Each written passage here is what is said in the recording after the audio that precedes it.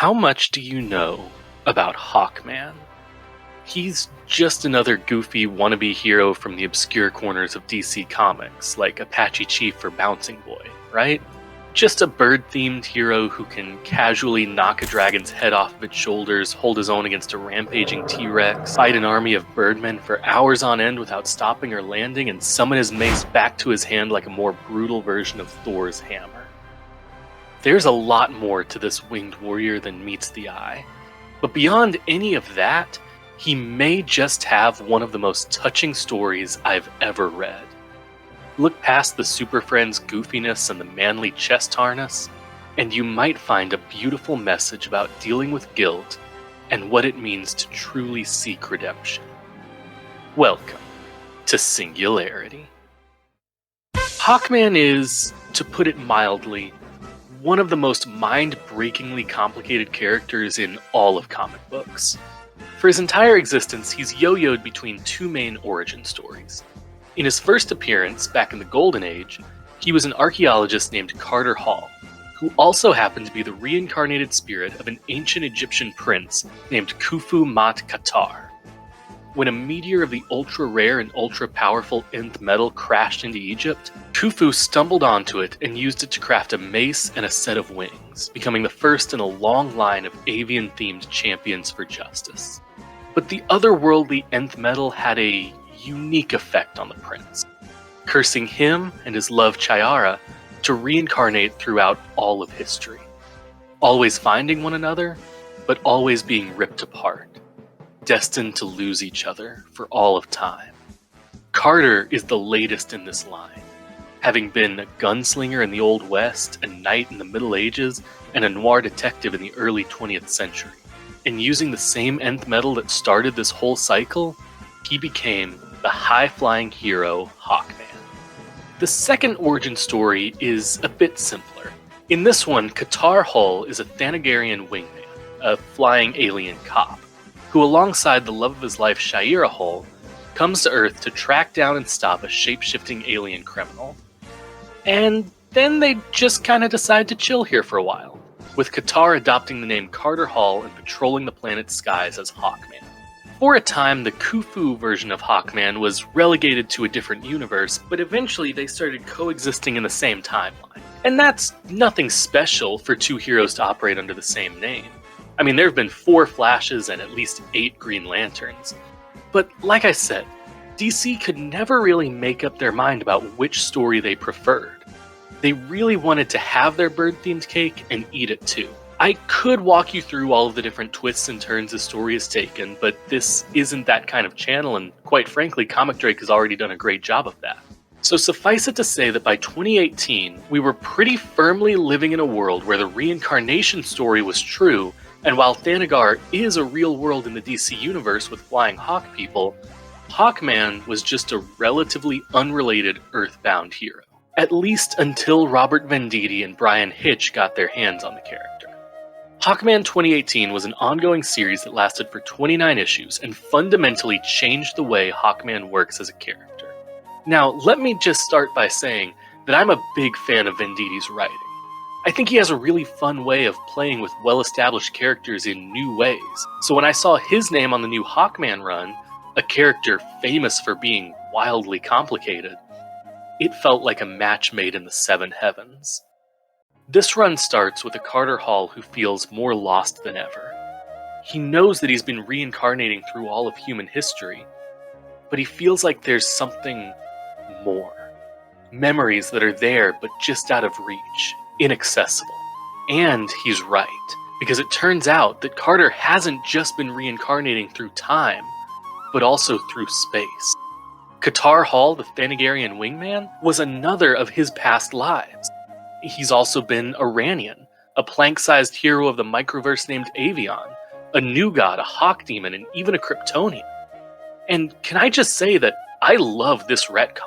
Making Qatar Hall an established part of the Khufu backstory is not only a great way to acknowledge and streamline the complex history of the character, but it also gives future writers free rein to do basically anything they want with the character. He could be a Martian, an Atlantean, a Quartian. There are so many doors open that the potential is overwhelming. which is exactly how Carter felt upon learning all of this. See, on his journeys, learning about his past lives and even interacting with some of his past selves, one word haunted him: Deathbringer. Every version of Hawkman has been a hero. Whether he's patrolling the skies of Thanagar or warning against Krypton's impending doom, he's always tried to save people. A near pathological need to fight for justice. And it turns out that there's a reason for that. But to learn it, we have to go all the way back. Back to Carter's first life as Qatar Deathbringer. Qatar was the general of the spacefaring Deathbringer army, a group of ritualistic slaughterers who butchered civilizations like a farmer butchers pigs. Just one of the Deathbringer's weapons was said to have enough might to burn the world to ashes. Serving an ancient deity known as the Lord Beyond the Void, the Deathbringers traveled to world after world after world, demanding sacrifice, slaughtering hundreds, then thousands, then millions, until the lives crushed under Qatar's mace became too many for anyone to ever be able to count. He was ruthless. Earth, Thanagar, Krypton, it didn't matter. Every world shook in fear at his very name. Deathbringer. What kind of toll does that take on a person? How does someone with even an iota of humanity in their soul live with having caused that much pain, that much death? It was too much for Qatar, and with each desolate world, his guilt grew until he became hollow inside, unable to face his own past. Eventually, Qatar turned on his own people, killing his right-hand man Adam to end the slaughter forever, to destroy the scourge of the Deathbringers. He gave his own life to atone for his sins. And it wasn't enough, because when Qatar died, he met the Lord Beyond the Void, and he was given a choice.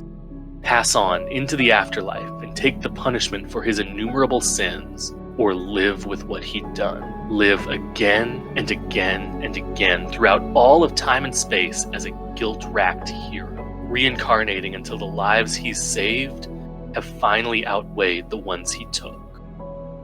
Guilt is a funny thing. I mean, it's a weird emotion. We roughly understand why we feel most of the things we feel. That rush of fear when you see a brightly colored snake is your mind's way of warning you of danger. That joy you feel when you hug a loved one is meant to reinforce the importance of social bonding and the power of belonging to a group. But why do we feel guilt? I mean, what purpose does that serve? If I've done something to hurt someone else, what good could it possibly do me to feel genuine emotional grief over it? This is one of the hardest questions of evolutionary psychology, a field that seeks to determine the genetic role played by various functions of the mind. And genes are very selfish things. Any individual gene is only interested in being passed on, making more copies of itself, spreading like a corny joke. So how would a behavior like grief accomplish that goal?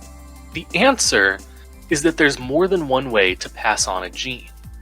Take another difficult to explain behavior: self-sacrifice. Imagine a small family of creatures that, because they're genetically related, share many of the same genes, and they're being chased by a powerful predator. Each one of them has a choice. They can try to escape, or they can sacrifice themselves to the predator. If they all try to escape, the predator will catch them, killing all of them. But if just one of them makes the decision to stay back, to put up a fight or limp off in another direction to distract the predator, all of the others will survive. On an individual level, it's an easy choice. There's absolutely no way that self-sacrificing behavior can pass on your genes. It should never be the optimal choice. But if the other 11 survivors also have your genes, they can be passed on by one simple counterintuitive action. This is what's called individual selection versus group selection. What's best for the person or what's best for the community. Grant Ramsey, a researcher from Belgium, offers a group selection argument for the development of guilt. Guilt is a hard emotion, as in it's literally painful. Some brain scans have suggested that the emotional pain of guilt is felt as strongly as genuine physical pains like being burnt or stubbing your toe. You've done something wrong, something that you regret, and that regret manifests itself as an unbearable emotional agony, a deterrent, something that prevents us from making decisions that would cause the guilt in the first place. The theory is that the emotion of guilt adapted as a form of group behavioral control. You're less likely to make choices that actively harm others around you, lessening the chances of their genes, probably some of your own genes, being spread if you know how unpleasant it's going to feel afterward. Do you think that Qatar Deathbringer would have ever picked up his mace if he'd known how many centuries he'd spend atoning for it? Guilt is a prison, an endless punishment brought on by our worst actions. Qatar's every footstep was soaked in blood. Every beat of his wings heralded death and destruction across all of creation. And Carter Hall has spent his entire life, all of his lives, trying to make things right. He can never rest. Not until he's saved as many lives as he doomed, a seemingly impossible goal. And isn't that just the perfect analogy for how guilt feels? It's insurmountable, like you'll never be able to escape your mistakes, like they'll follow you, define you for the rest of your life. Hawkman has seen worlds die since his first life and still can't escape the grief that he feels over his action. Maybe he doesn't deserve to. But I'd say that there's a different takeaway in the pages of this story. One recurring theme that's easy to miss on the first reading is all of the friends that Carter relies on his journey. A London tube driver, a Greek fisherman, museum curator, Madame Xanadu, his best friend Ray Palmer, the Atom. Friends that care about him, lives he's saved, lives he's changed. People who don't see Qatar Deathbringer, general of the cosmos' most bloodthirsty army. They see Carter Hall, an archaeologist, a confidant, a hero, a friend. Even when he can't see himself as anything but a monster, his friends are there to see the good in him. And isn't that the point? If guilt is meant to be a way for us to protect one another, for groups to function with less fear of backstabbing and infighting, isn't it just so fitting that sometimes we need each other to save us from our own guilt? I don't think it's a coincidence that on his journey to come to grips with the endless sins of his past lives, time after time, Carter is forced to rely on his friends. Sometimes those friends are even himself. Because Carter Hall is not Qatar Deathbringer. They may share a soul and an oddly similar first name, but the very fact that Carter feels as guilty as he does is evidence that he's grown far beyond the man he used to be. That's the great irony of guilt. The more strongly you feel it, the more likely it is that you don't need it anymore. Guilt is a prison, and I think it's one that we all put ourselves into from time to time. We all make mistakes that we want to take back, regrets that haunt us in the night. But regret is good. It means that we're growing, that we've moved on from the person we used to be. And with the help of our friends and loved ones, people that inspire us to be better, we are all capable of the most amazing changes. Selfishness can turn to love. Hatred can turn to friendship. The impossible can become commonplace. Why, with good friends by your side, sometimes you may even feel like you can soar. This is Singularity, and remember to stay curious.